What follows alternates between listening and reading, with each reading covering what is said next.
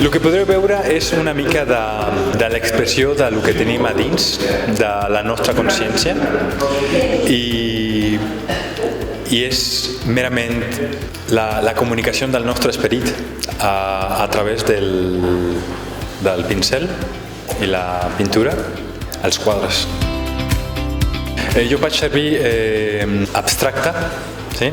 I jo li dic abstracte metafísic, perquè el figuratiu seria el que tens, el que pots veure al món físic, i el metafísic és el que està més enllà del que pots veure amb els teus ulls. Però quan tu fas servir la teva consciència, amb els ulls tancats, el que sents i el que veus amb la teva ment, la teva consciència, és l'esperit contingut en tot arreu.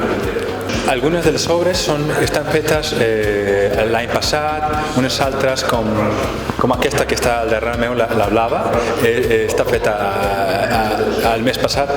La meva obra, vull dir, pintòrica i escultòrica, vull dir que està dintre d'un abstracte conceptual, vull dir, sí. Jo procuro doncs, sempre buscar els equilibris de les formes.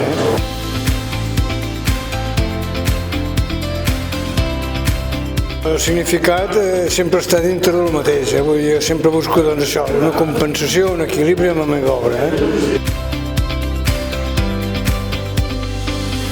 L'escultura és similar, vull dir, és la mateixa expressió, el que passa que és en 3 dimensions.